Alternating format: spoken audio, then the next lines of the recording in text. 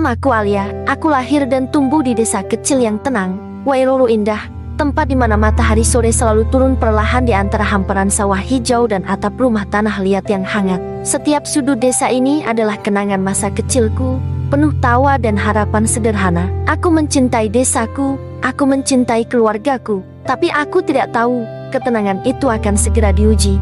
Pagi itu, udara terasa berbeda. Ibu memanggilku dengan suara yang tak biasa. Alia, sini, nak. Beliau memintaku berdandan yang rapi, mengenakan baju terbaik yang kupunya. Hatiku bertanya-tanya, ada acara apa? Lalu, dengan napas tertahan, ibu bilang, hari ini akan ada tamu istimewa. Katanya, ada yang mau melamarku. Jantungku serasa berhenti berdetak. Melamar?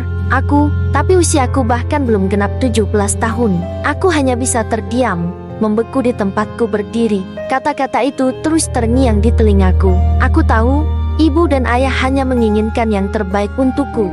Selama ini, mereka bekerja keras dari pagi hingga petang hanya untuk memastikan aku punya makanan di meja dan atap di atas kepala. Aku melihat garis-garis lelah di wajah mereka, cerminan dari perjuangan hidup yang tak pernah mudah.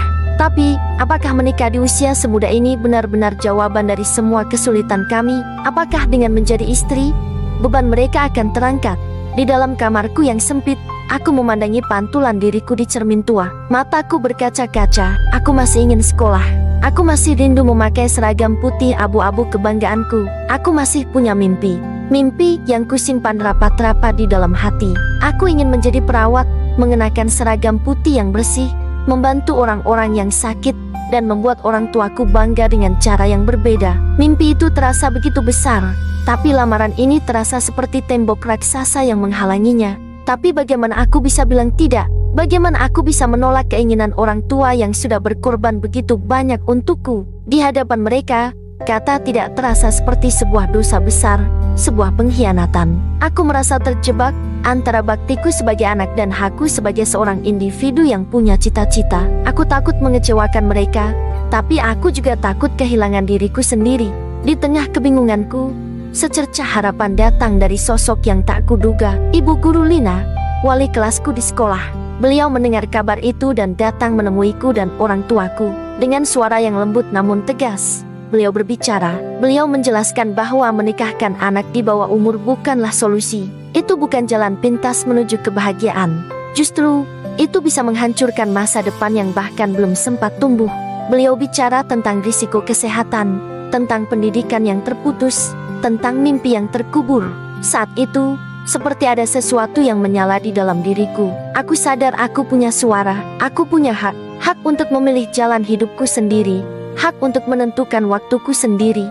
Kata-kata ibu guru Lina memberiku keberanian yang selama ini tidak kupunya. Malam itu, dengan jantung berdebar kencang, aku memberanikan diri bicara pada ayah dan ibu. Aku memegang tangan mereka yang kasar karena bekerja. Ibu, ayah, izinkan Alia belajar dulu. Izinkan Alia mengejar mimpi Alia, kataku dengan suara bergetar. Aku janji, aku akan membuat kalian bangga. Aku akan jadi perawat dan membantu banyak orang. Aku akan membahagiakan ayah dan ibu dengan caraku sendiri. Tolong, beri aku waktu. Air mataku akhirnya jatuh, tapi kali ini bukan air mata keputusasaan, melainkan air mata harapan. Kini, aku melangkah lagi di jalanan desa yang sama, menyusuri pematang sawah tempatku biasa bermain.